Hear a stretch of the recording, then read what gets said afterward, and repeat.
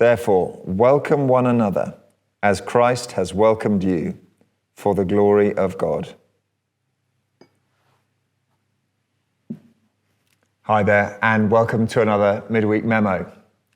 I wonder whether you've ever had a really wonderful experience of welcome. My mind goes back to a family that I knew well. I was a school teacher at the time, and I was living a ways from school, and so I had to cycle in. And they said, well, I'll tell you what, why don't you come and shower and change at our house every day?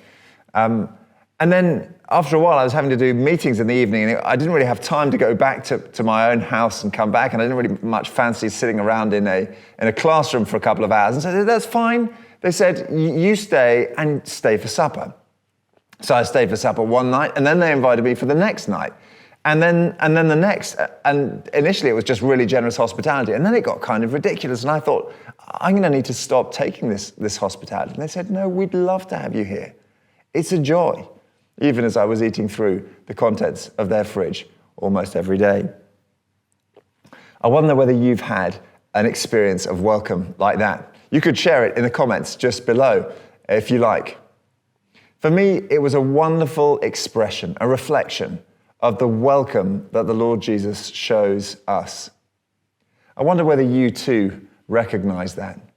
Can you see him too looking at you with open arms saying, you are welcome?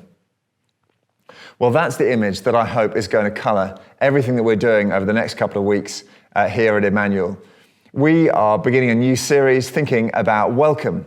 And we started last Sunday, and I shared some of the main reasons why I think right now, for us, this is a really good thing to be thinking about. And the first thing is that we're a really large church. I love large churches. There are so many great things about them. But one of the things it does mean is that in order to have a real culture of personal welcome, we have to work extra hard because we're a big church. The second thing is we're a church where people know each other and have known each other for a really long time. That's another wonderful thing to celebrate. But it also means that we have to make an extra effort really to open up those relationships to allow new people to come in. Thirdly, of course, we've gone through an extraordinary time in this pandemic. We've actually been separated by law. In a sense, the law has got in the way of us welcoming one another. I don't know whether this happens to you or happens to me all the time. When I meet people at the moment, there's all that thing, isn't there, about are we going to go for the handshake, or is it going to be the hug or the elbow or the fist pump, or we're just going to nod? It's challenging stuff, and we need to learn to reapproach one another in welcome. Fourthly, related to that, and perhaps as a result of the pandemic too, we've got loads of new people joining us Sunday by Sunday. We've got a new challenge and a new opportunity to welcome them.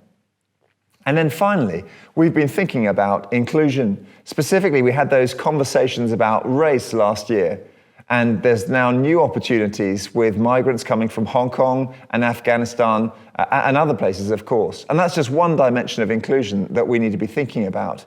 But all of that has challenged us to think about a properly cross-cultural welcome, and we'll be looking at that specifically in time as well.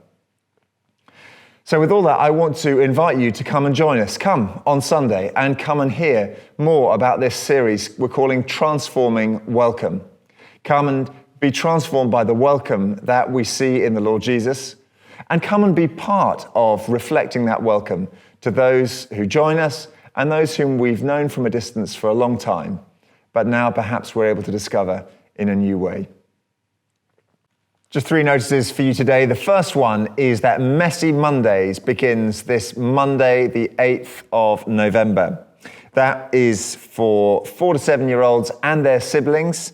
It'll be starting at 3:15, going on until 5 here. Lots of different crafts, all sorts of activities to join in for children to do with their parents. So do come and join us for that. If you'd like to know any more about that, contact Claire at emmanuelcroydon.org.uk, or do look it up on the website. Secondly, we've got on Sunday week, the 14th of November, our Act of Remembrance coming up, which will happen during our Sunday service at the end. The service time will be the normal time of 10 a.m., and then we will conclude with an act of remembrance where we'll be remembering those who gave their lives in the service of this country. There'll also be an opportunity during that service to have the names of those who have died in the last year read out. If you'd like to have the name of a loved one mentioned, or you know someone who would, please don't hesitate to get in touch with the office. There'll also be an opportunity to light a candle in memory of those whom we have lost over this last year.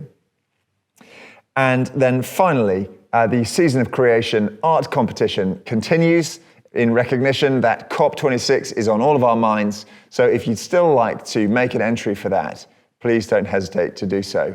There are already a couple of really interesting pieces on display here in the church. Thanks for joining us.